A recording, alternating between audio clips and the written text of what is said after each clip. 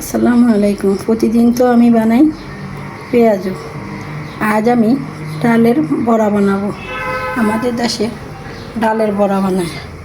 ডালের বড়ার জন্য আমি নিয়ে নিয়েছি ডাল বাটা। ডালগুলো একটু বেশি করে মিক্স করে নিয়েছি। সাথে দিয়ে দিছি ধনিয়া পাতা, দিয়ে দেবো কিছু কাঁচামরিচ কুচা। ভালো করে ডালগুলোকে আমি মেখে নেব।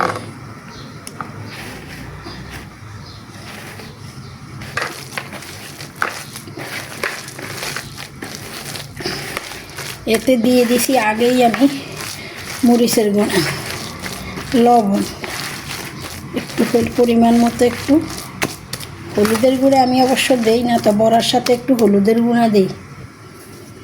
দিয়ে বড়ার সাথে একটু পরিমাণে হলুদের গুঁড়া,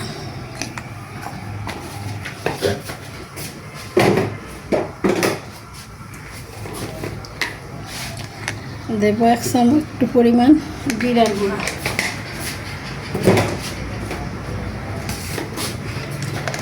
দেব স্বাদ মতো লবণ। দিয়ে যে যে পরিমাণে খাবেন ওই পরিমাণে দেবেন। দেখুন আজ আমি কিভাবে ডালের বড়া বানাই। প্রতিদিন তো পেঁয়াজি খেতে খেতে ভালো লাগে না, তাই মাঝে মাঝে রুচির পরিবর্তনের জন্য অন্যরকম কিছু বানিয়ে থাকি।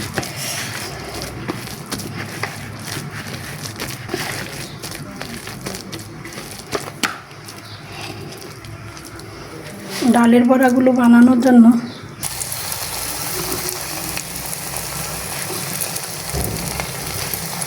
এভাবে শেপ করে বড় বড় করে ডালের বড়া বানাবো।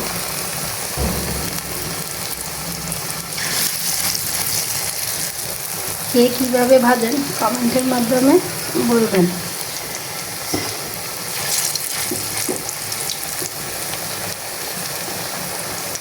আমাদের দেশটাকে আমরা সাধারণত ভরাই বলি। দেখুন এভাবে আমি ডাউলের বড়া ভাজি।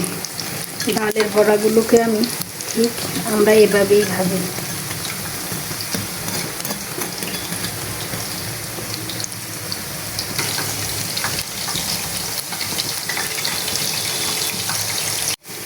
রেডি হয়ে গেছে আমার ডালের বড়া। এবার আমি এগুলোকে তুলে নেব।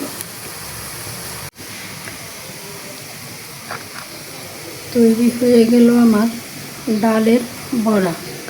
ডালের বড়াগুলো আপনি ইচ্ছে করলে সস দিয়েও খেতে পারেন, অথবা মুড়ির সাথে বানিয়ে খেলে খুবই মজা হয়, নরম নরম লাগে। আপনি যেভাবে ইচ্ছা এভাবেই খেতে পারেন। সস দিয়েও খেতে পারেন, মুড়ি দিয়ে মুড়ির সাথে মেখেও খেতে পারেন ডালের বড়া।